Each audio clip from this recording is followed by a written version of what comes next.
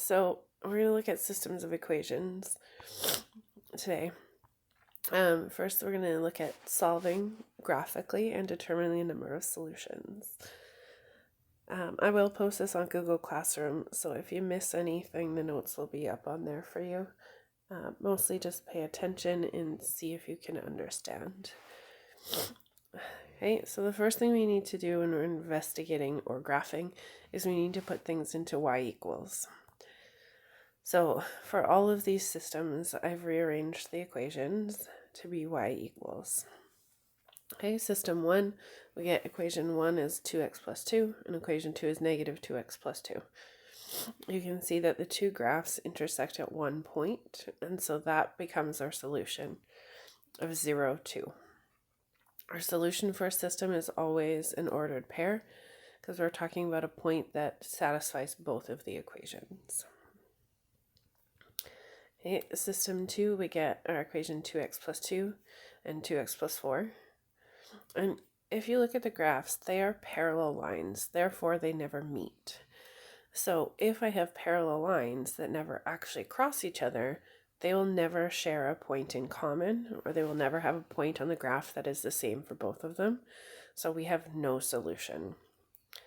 And our third scenario, if I rearrange those equations, I actually get the exact same equation.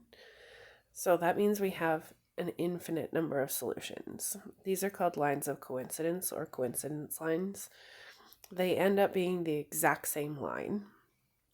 Now, if you graph two equations and they look like one graph on your screen, it's likely that they are this scenario.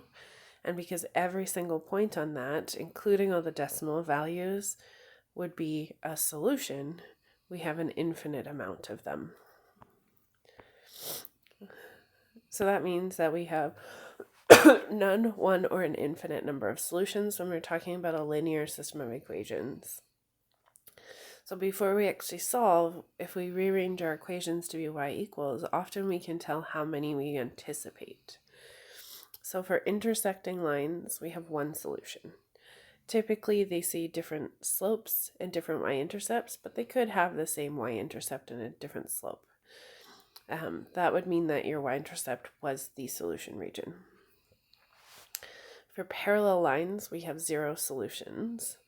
They have the same slope, but a different y-intercept. That's what moves them up and down. As we start with, say, the top one, and we vertically translate it down or up to give it a different y-intercept. For an infinite number of solutions, we have the same slope and the same intercept, which gives us the exact same equation, and so we have the same line. Okay, so determine the number of solutions, verify by graphing on your calculator. Okay, so first of all, you need to rearrange your equations. I'm hoping at this point you're able to do that relatively efficiently. So we can look at these. And before we even do anything, try and find our solution, if we look at our equations, so there's my first one and my second one, I can see that they're the exact same line. So they should have an infinite number of solutions. Now, if we graph this, you should see they look like one line. Okay, and so you're just going to enter the equations like this, y1 and y2. You can pause the video and give it a try. Okay, for B, I've rearranged my equations, and they are different slopes, different y-intercepts, which would mean I should have one solution. Again, we have to graph or rearrange because we can only graph a y equals, meaning we have one solution. Okay, in our third set, we have these two equations. Now they have the same slope, but a different y-intercept, which means we get parallel lines, so we shouldn't have any solution. So again, you can pause the video and you can give these a try, put them in your graphing calculator and see, is this true? So infinite solutions would look like two graphs on top of each other. One would have one point of intersection. No solution will be parallel lines in some way. Okay, given the equation, so we can work in the other direction. Can we come up with an equation that would make this true? So again, the first thing we want to do is rearrange our equation to be y equals, which is what I have up here. There are so many different scenarios that would work for these. These are just some examples. So exactly one solution, I have a different y-intercept and a different slope. For no solution, I have the same slope but a different y-intercept. Infinite solutions, I've just taken the rearranged and multiplied everything by 2. Okay, so it looks slightly different from the equation we're given. It is exactly the same though. Okay, and we pause there and try these 3. Once you've got yours, compare with a neighbor, give it to a neighbor, see do they agree with yours. Okay. Now looking at solving systems graphically. So when we're looking at them, we can do a table of values or graphically and verify algebraically. We'll also start to look at how do we solve these algebraically. So systems of equations is 2 or more, in our situation, linear equations, but a system of equations can be any 2 equations involving common variables. It can be represented graphically to make comparisons or solve problems.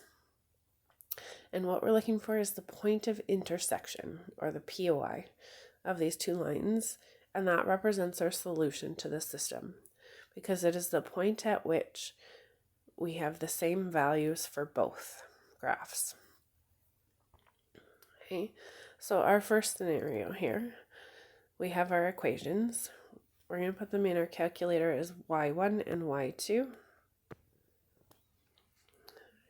Okay, and then we should see 2 lines like my graphs here. If we go to your table of values, so second graph gets you there, you can compare. So you'll see options like that, where you have different values all the way across, but at one point you'll see that your 2 y values are actually the same. That point is our solution. Okay, so at 1, -1, which if we see on our graph, yes, that makes sense. Okay. To be able to do that, we're going to go to our graph, then we're going to go second, trace. You're going to choose option 5, intersect, because we're looking for the point of intersection. And the nice thing with that function is that it'll bring you back to the graph. You can just press enter 3 times, and it should give you your solution of 1, -1. Okay. So the point of intersection is said to satisfy the system of equations, so you might see that terminology as well. And we want to try it and make sure it works. So if we come to our original versions, which are already rearranged, all I've done is I've taken and replaced our x and y values with our ordered pair values. Okay, and what I should see in a verification is this step where you substitute in, and then this step where you're showing me that it's the same value on both sides. That is the important part, is that it is the same value on both sides. Actually do this. Don't just assume it's going to be the same. Take it and put it in your calculator or do the mental math. So when I do this, I look at, okay, -2 times 1 is -2, plus 1, that gives me -1. The whole purpose of this is to make sure you have the correct solution. So if you're just going to write down that they're the same without doing the work, you might miss an opportunity to fix an error. Okay, then we do the same thing with our second function. We replace x and y. We actually do the math, and then we have to write that it is the same on both sides. If you miss that step where you're writing they are equal on both sides, I will not count that as actual verification. So make sure that you're writing that last step down. Okay. Again, first thing we need to do is rearrange our equations. Okay, if we rearrange them, we're going to plot them as y1 and y2 on our calculator. Okay, and then once you've got those in there, hit graph to find your point of intersection. So yeah, it might look like it's pretty obvious, but you can always double check. And it's usually a good idea to actually do the intersect feature to make sure that you have the right answer. So again, that's second trace, option 5, intersect. You can scroll to it or just press 5. Enter, enter, enter 3 times. And it should pop up with your solution at the bottom. It's going to give it to you like x equals 3, y equals -4. And then you just make an ordered pair out of that. Okay, then again, verify the solution. Notice I've used the original equations I was given. I didn't use what I've rearranged. Now that's because if I made a mistake in my rearranging, the verification should catch that. So if we substitute back into the original form and we don't get the same thing on both sides, then that means, oh, I either made a mistake somewhere in my rearranging or in my finding the solution. Okay, so always use what you're given over something you've done work to, just in case there was a mistake. Okay, solve the linear system of equations. So again, you need to rearrange them for y equals. When you do that, you should notice, oh, hey, these look like they're going to be parallel lines because they have the same slope but a different y-intercept. Okay, so I should get no solution. So when you graph it, you should see that they're parallel.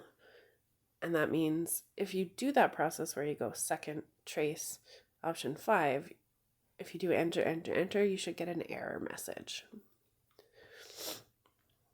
Okay, take a minute, pause the video, try these two on your own, and just make sure you can get the solutions that I've plotted there. Okay, hopefully you were able to get that. This last one, I'm just going to ask you to make this first one, the y into a negative. I missed that, sorry. So again, we rearrange it so that y1, I'd have to divide -1 out of everything, which would give us this one. And then y2 will give us this solution. And again, because they look like lines of coincidence, we should have infinite number of solutions. So recognizing that when you rearrange, yeah, that works. Graph them, and then you can try stuff in your calculator to verify. So you can pick any number, replace any numbers on that are part of your solution. So if you graph this, you go to your table of values, pick any of the ordered pairs. It should work in both of these equations. Okay, there's a couple extra practice ones for you. And this last part, solve them graphically. So just put them in your calculator and then, this is just verifying. So it gives us a solution and asks us if it's accurate. Okay, so what we're going to do, verify graphically. This one, you're going to rearrange them into y equals. You're going to put them on your graph in your calculator, find your point of intersection, and tell me, is that true or not true? Algebraically, you're going to replace the x and y into both of your equations in the original form and see, does it actually work? So do you get the same thing on the left side and the right side? Again, put it in your calculator, make sure you're actually getting that value. Okay, if it doesn't work, then that is not a solution. Okay, give those a try and then you can work on the assignment.